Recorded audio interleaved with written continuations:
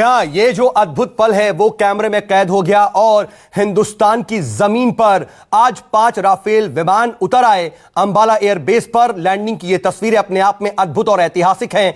जब 5 राफेल विमानों ने आज अंबाला एयरबेस पर अब से कुछ देर पहले ही लैंड किया और ये जो तस्वीर है ये चीन और पाकिस्तान को कड़ा और बड़ा संदेश देने के लिए काफी है। ये 2 तस्वीरें जरा देखिए। वाटर सैल्यूट के जरिए स्वागत किया गया। ये ग्रैंड सैल्यूट है, वाटर सैल्यूट, एक खास तरीका। राफेल विमानों को इस तरीके से उनका वेलकम हुआ है और राफेल की लैंडिंग की भी तस्वीरें आप दूसरी तस्वीर में देख रहे हैं। दूसरे विंडो में इस वक्त मेरे साथ wing commander Praful Bakshi retired मेरे साथ जुड़ चुके हैं, जो कि डिफेंस एक्सपर्ट हैं, और साथ ही साथ स्क्वाड्रन लीडर सोनिया यादव भी मेरे साथ जुड़ी हुई हैं। प्रफुल्ल बख्शी साहब, मैं आपके पास आना चाह रहा हूं। सर, ये जो 5 राफेल विमान अब हिंदुस्तानी बेड़े में शामिल हो गए हैं, वायुसेना के बेड़े में, ये अपने आप में कितनी बड़ी ताकत बख्शने वाले हैं इंडियन एयरफोर्स को?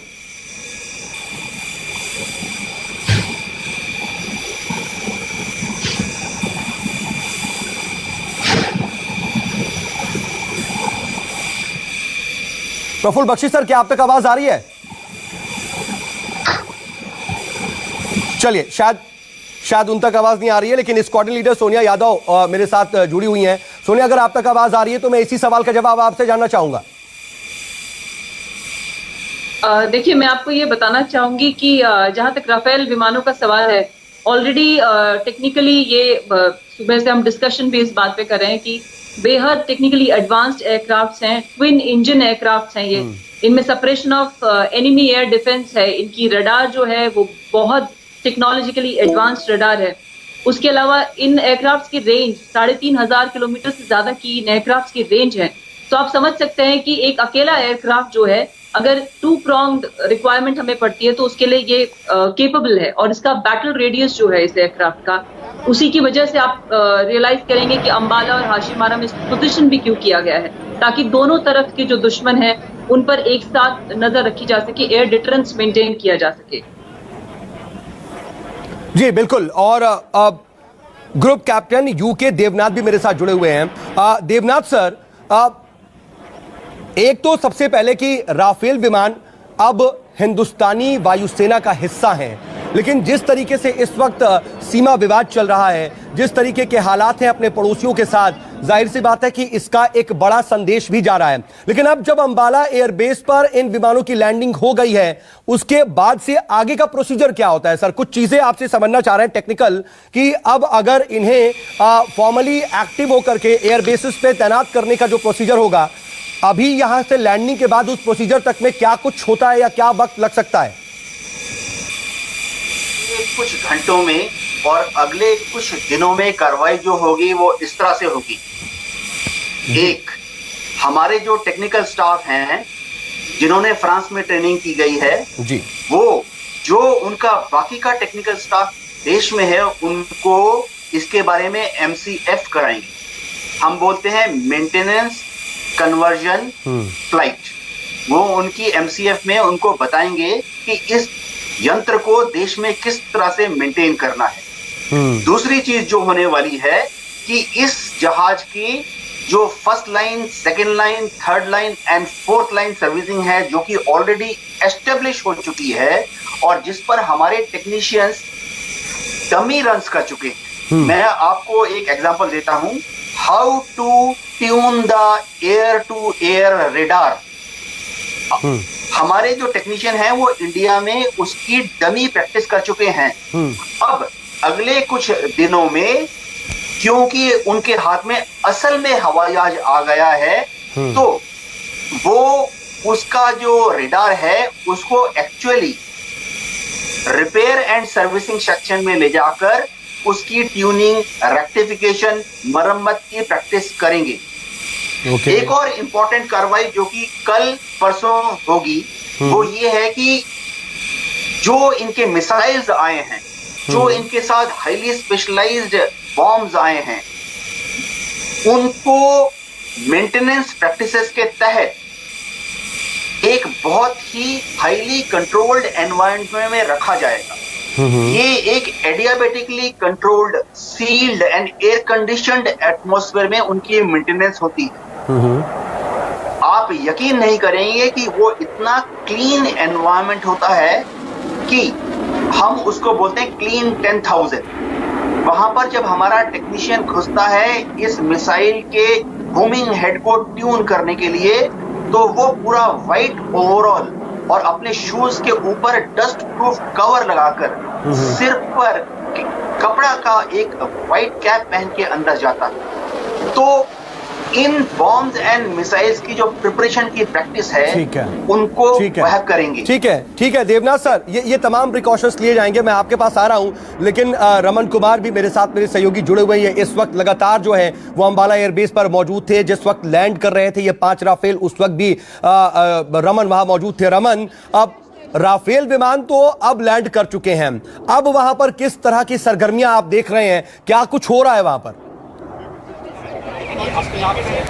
जी कि जो तस्वीरें राफेल की अंदर एयरपोर्ट से आई है, उन तस्वीरों को देखने के बाद आप अंदाज़ा लगा सकते हैं कि किस तरीके से स्वागत हुआ है।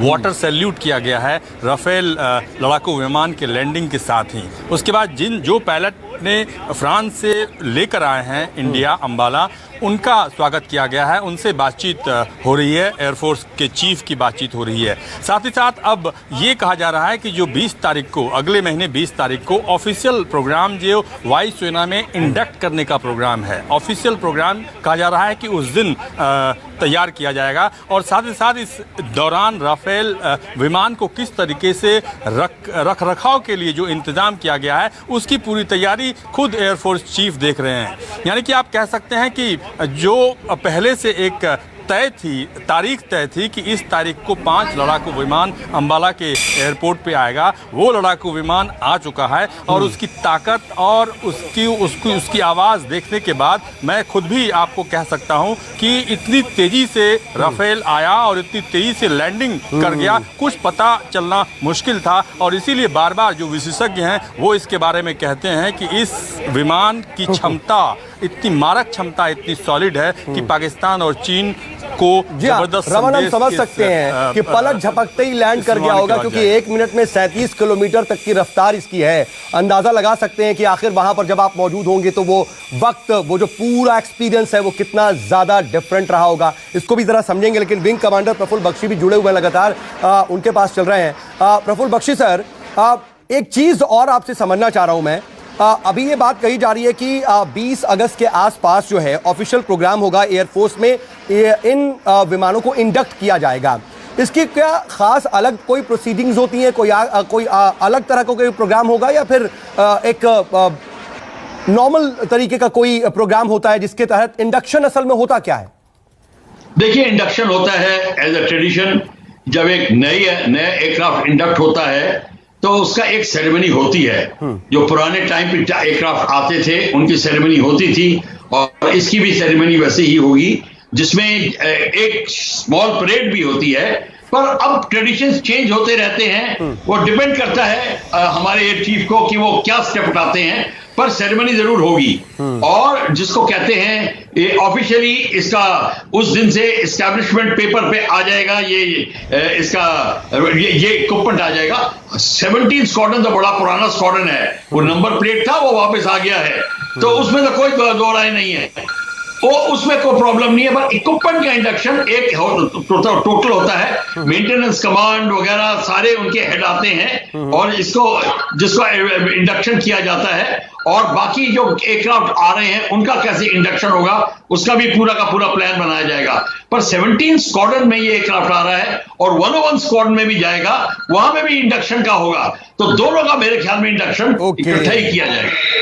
ओके, तो इस तरीके का होगा। लेकिन इस बीच क्या जो राफेल हैं वो ऑपरेशनल रहेंगे, नहीं रहेंगे, जब तक ऑफिशियल प्रोग्राम होगी, इंडक्शन सेरेमनी की, उस बीच में क्या कुछ प्रोग्राम्स होंगे? ये तमाम छोटे छोटे पहलू हैं जो तमाम लोगों के मन में है, उसको भी जरा हम समझने की कोशिश करेंगे सर। और 3 मेहमान लगातार मेरे साथ जुड़े हुए हैं, रमन कुमार भी अंबाला एयरबेस से लगातार मेरे साथ बने हुए हैं, इन सब के पास चलेंगे और तमाम जो बहुत छोटी छोटी चीजें हैं जो तमाम लोगों के मन में हैं, और कुछ ऐसी चीजें जिसे जानना दर्शकों के लिए जरूरी है, वो भी उनको बताएंगे, लेकिन एक छोटे से ब्रेक के बाद। नमस्कार, मैं हूं मानक गुप्ता।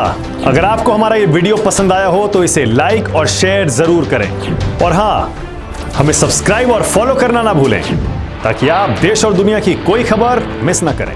तो जुड़े रहिए हमारे साथ और देखते रहिए न्यूज़ 24।